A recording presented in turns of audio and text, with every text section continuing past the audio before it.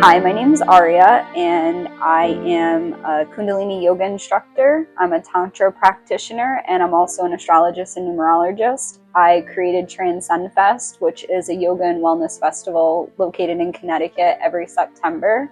I love animals. I used to be affiliated with Pitbull Awareness, and I own 2 bully breeds myself. My name is Barbara Gaida. I was born and raised in the Bronx, New York, and I have lived in Torrington, Connecticut for the last 27 years. I have 3 grown children who are my heart. I love the beach. I love being outside. If something's lost, I will find it. And my friends and family all think I'm weird because I can remember license plates and things that happened 30 years ago. But don't ask me what I did 2 days ago. I'm Kate. I'm a mom, and that's the part of my identity that kept me alive when everything else felt like it was slipping away. I'm a writer, a poet, someone who turns pain into language because sometimes that's the only way to survive it. I find peace in walking by waterfalls, in the way the water crashes and still keeps flowing. I see myself in that.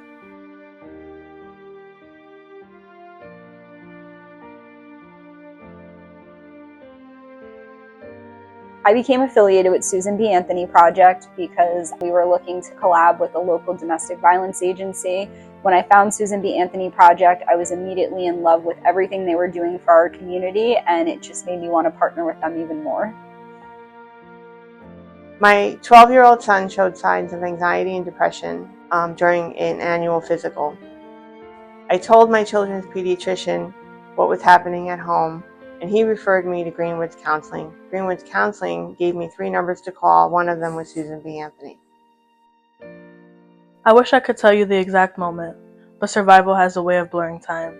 I remember the incidents, all of them, but not the order. It's like trying to rearrange shards of glass. What I do remember is resisting Susan B. Anthony Project at first. Not because I didn't believe in the work, but because I didn't believe in me. His voice lived in my head, telling me it wasn't that bad, that other people had it worse, that I didn't deserve help, that I shouldn't take up space or resources. And part of me believed him. When I finally connected with the Susan B. Anthony Project, it was the first time someone looked at me and didn't see a burden. They saw a human, someone worth saving.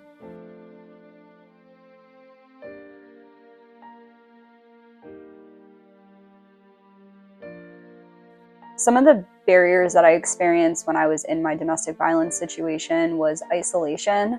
My partner at the time had moved me to Pennsylvania, isolated me from my friends and family, so I felt as though I couldn't reach out. I knew there was resources, but it was really challenging because he would monitor every aspect. My situation ended with him being incarcerated after he attempted to murder me. That was my out, and I know a lot of people don't experience that, but without that situation, I don't know if I would have been able to actually leave.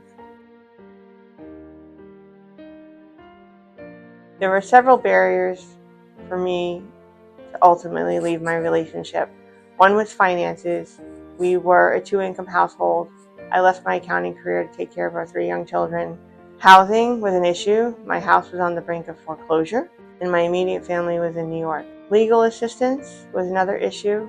I couldn't afford an attorney at the time.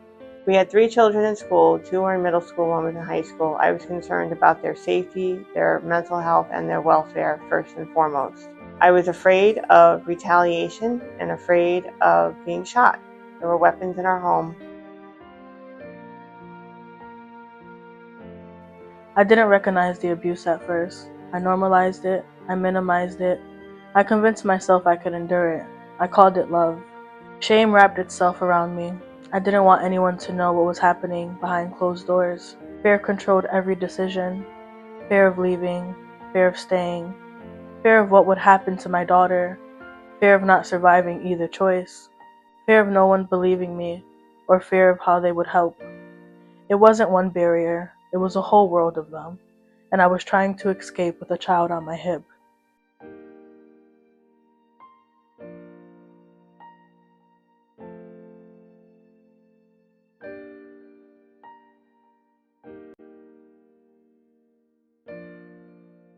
So the resources that I utilized came after my incident actually happened, and I was presented with a domestic violence advocate that was through the court systems. They helped me navigate all the court proceedings that were coming up. They made me feel supported, and they were just somebody there that I can talk to that understood the case as well as everything I was going through.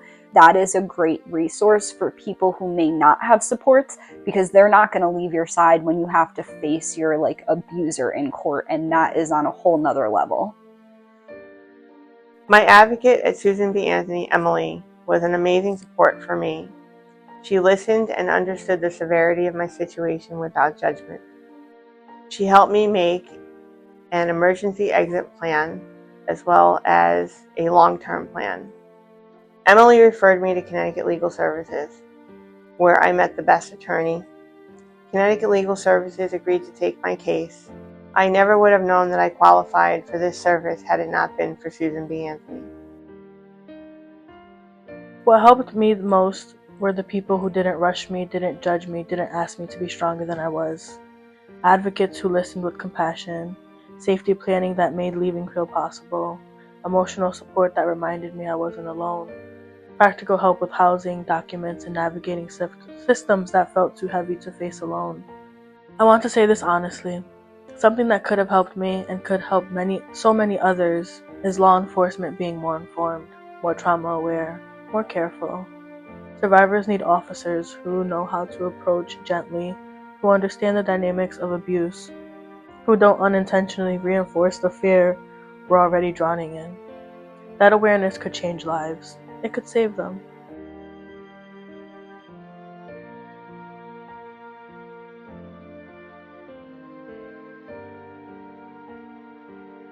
To anybody who's interested in donating or has donated to the Susan B. Anthony Project, this is a great resource for people in our community, men and women. 1 in 4 people are going to be affected by domestic violence, and without the support, monetary, physical, whatever it may be, from you, your organizations, we wouldn't be able to give back to our community.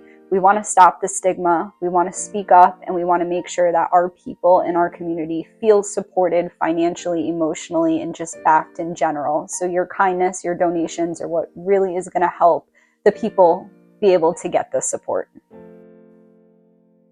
I would never wish the situation upon my worst enemy. I am so grateful and thankful for all the support I received from my advocate and the other staff members of Susan B. Anthony, as well as Connecticut Legal Services.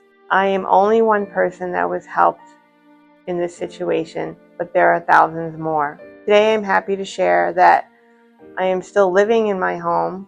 I saved it from foreclosure, and I now proudly work for CCADV.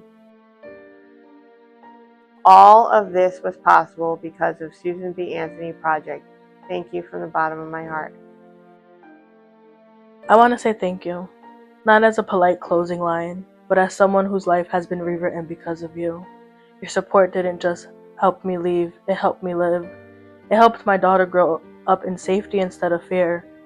It helped me find pieces of myself I thought were gone forever. You created a doorway where I only saw walls. You created a future where I only saw endings. You created hope where I had none left.